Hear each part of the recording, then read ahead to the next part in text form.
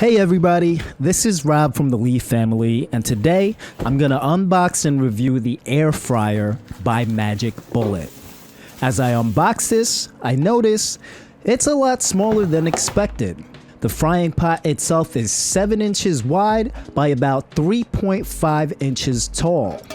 Factor in the crisping tray, and the height capacity is really only 3 inches tall.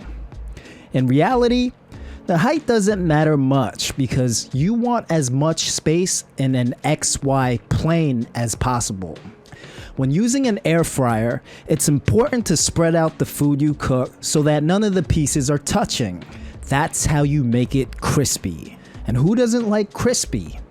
Now the air fryer itself weighs only 6.8 pounds, so it's pretty light, and pulling out the fry pot will require you to use 2 hands. As for usage, it has 2 dials, one on the top for the temperature and one in the front for the time. The downside about the timer is it's hard to tell the exact amount of minutes you choose because the dial is small and it's spaced out in 2-minute intervals.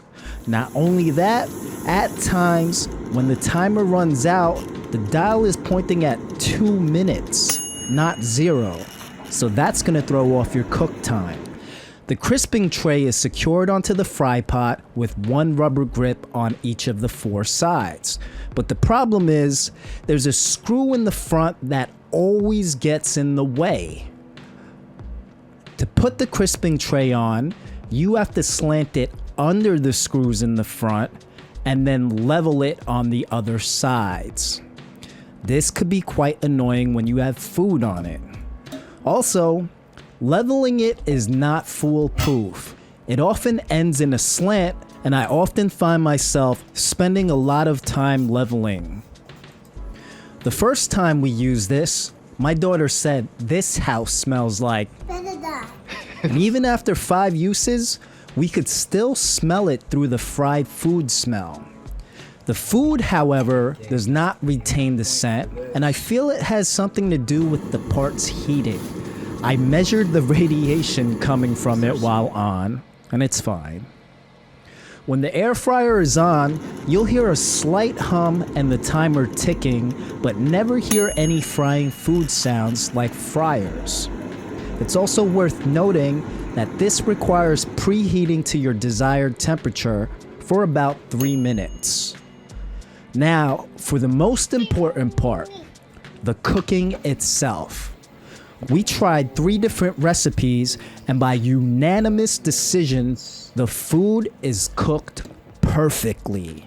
What's odd is that the food often looks dry when cooked, and we're always pleasantly surprised when it's still moist on the inside while crunchy on the outside. This chicken is cooked so perfectly that I can literally cut it with a fork and it's still moist.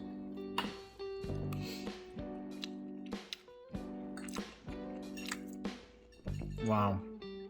I could for sure say that we're consuming less oil. What's bad is that because the capacity is so small, we often find us having to do 2 to 3 loads for any recipe. Also, you'll probably have to flip the food a couple of times while cooking, and I guarantee you, chopsticks will come in handy. Cleaning it is relatively easy. It's definitely non-stick, but there's this part right here which I find could possibly accumulate crumbs, but there's holes on the other side so water can go right through. This air fryer is perfect for things like chicken nuggets, fries, and mozzarella sticks, even if frozen, and I think it's a great addition to our kitchen, but mostly for appetizers. Warning, do not make the potato puffs recipe. It takes forever, and the work versus reward ratio is terrible. If you have any questions, leave a comment, and thanks for watching.